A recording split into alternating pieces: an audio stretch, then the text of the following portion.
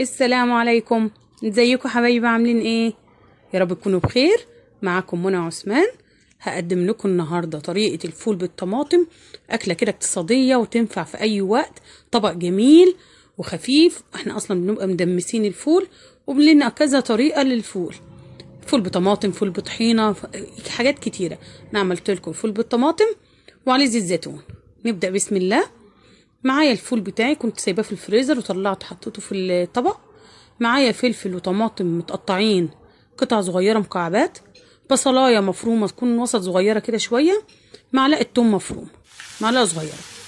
اول حاجه هعملها هاخد البصله وهدبلها في الزيت شويه زيت يعني حلوين للفول، وعليهم البصله ونقلبهم لغايه ما تدبل البصل.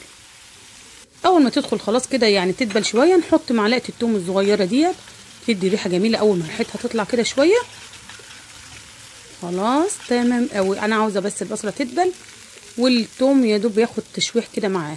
ننزل بقى بالفلفل والطماطم نقلبهم مع بعض. انا عاوزاهم يدبلوا شويه يعني تتسبك شويه تنشف. مع نص كوبايه ميه احطها لغايه ما الطماطم مع البصل مع الفلفل يدبلوا. ويعني عشان ايه لما تاكل الفول انت عاوزاهم سلام شويه حط الفول. انا عاوزه الحاجه تكون متسبكه كويس. وانزل بهاراتي عباره عن ملح وفلفل وكمون وكزبره، نص معلقه من كل حاجه، والملح بتظبطيه.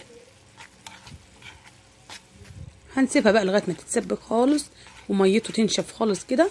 هنبقى ننزل بالفول اخر حاجه كده. خلاص كده الطبق بتاعي هيبقى جاهز، ما بياخدش معايا 5 دقايق بالظبط باذن الله. انزل بالفول. الفول انا منزله فيديو لوحده قبل كده، تدميس الفول ازاي بعمله، وعين في الفريزر واطلع استعمل اللي انا عاوزاه. كده عندي الفول خلاص بقى جاهز جميل جدا. عاوزه تكتري طماطم اكتر من كده كتري، بس هو كده تمام قوي. الطبق بتاعي ده النهائي، الشكل النهائي بتاعه جميل قوي. نحط له شويه زيت زيتون كده فوق الوش. الله على الجمال، تحفه فعلا روعه.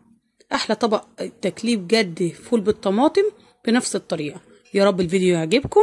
ما تنسوش تعملوا لايك واشتراك في القناه وتفعلوا الجرس عشان ينزل لكم كل جديد.